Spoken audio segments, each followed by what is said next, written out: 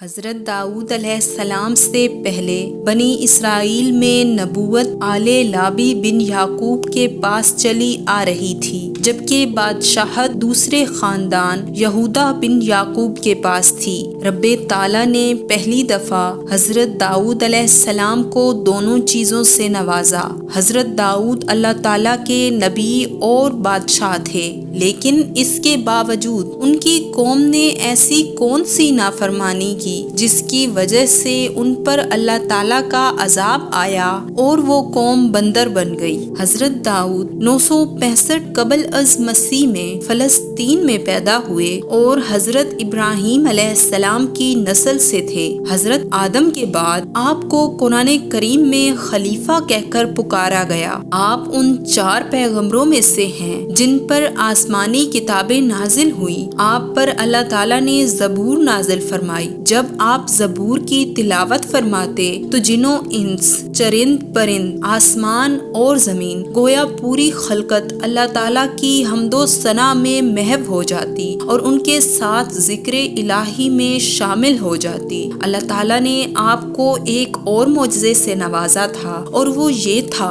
کہ لوہا آپ کے ہاتھ میں موم کی طرح نرم ہو جاتا۔ حضرت داؤد علیہ السلام کی قوم کے 70,000 افراد ایلا نامی بستی میں سمندر کے کنارے رہا کرتے تھے۔ ان لوگوں پر اللہ تعالیٰ نے اپنی نعمتوں کی بارش کی، لیکن یہ لوگ اللہ تعالیٰ کی عبادت سے غافل ہو کر مخلوق خدا پر ظلم کرنے لگ گئے۔ اللہ تعالیٰ نے ان لوگوں کا امتحان لینا شروع کیا اور ان کو خبردار کیا کہ اتوار سے لے کر جمعہ تک مچھلیوں کا شکار کرو اور ہفتہ کے دن کو اللہ تعالیٰ کی عبادت کے لیے رکھ دو۔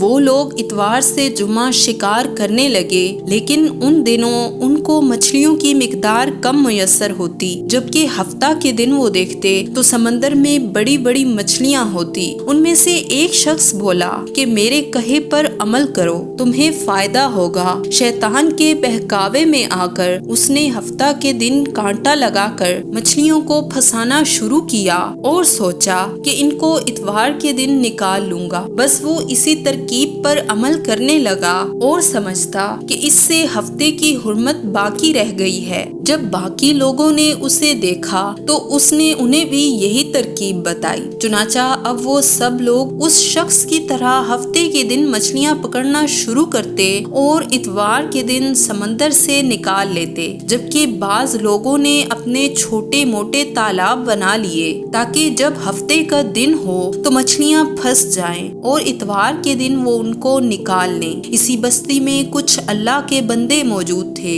جو ان نافرمان لوگوں کو اللہ کے عذاب سے خبردار کرتے کہ یہ شکار ہفتے کے دن کا ہے جس سے اللہ نے منع فرمایا ہے، اسی لیے اس کی نافرمانی نہ کرو اور اس کے عذاب سے ڈرو۔ لیکن وہ نافرمان لوگ باز نہ آئے اور ان کا مذاق اڑانے لگے۔ اب 70,000 افراد کی یہ بستی 3 گروہوں میں تقسیم ہو گئی۔ پہلا گروہ وہ جو ان نافرمان لوگوں کو اللہ تعالیٰ کی نافرمانی سے منع فرماتا، جبکہ دوسرا وہ گروہ جو اس کام کو غلط تو سمجھتا تھا لیکن خاموش رہتا، جبکہ تیسرا گروہ ان نافرمانوں کا تھا جو ہفتہ کے دن شکار کرتے تھے۔ اس طرح بستی کے درمیان میں ایک دیوار تعمیر کی گئی کہ اللہ کے نافرمان اور فرما بردار بندے الگ الگ ہو جائیں۔ اللہ کے نیک بندے ان کو پھر بھی سمجھاتے رہے کہ اللہ کے عذاب سے ڈرو۔ تم سے پہلے جو نافرمان قوموں کا حشر ہوا ہے اس سے عبرت حاصل کرو، لیکن وہ لوگ کسی صورت باز نہ آئے۔ ان نافرمان لوگوں کی تعداد 12,000 تھی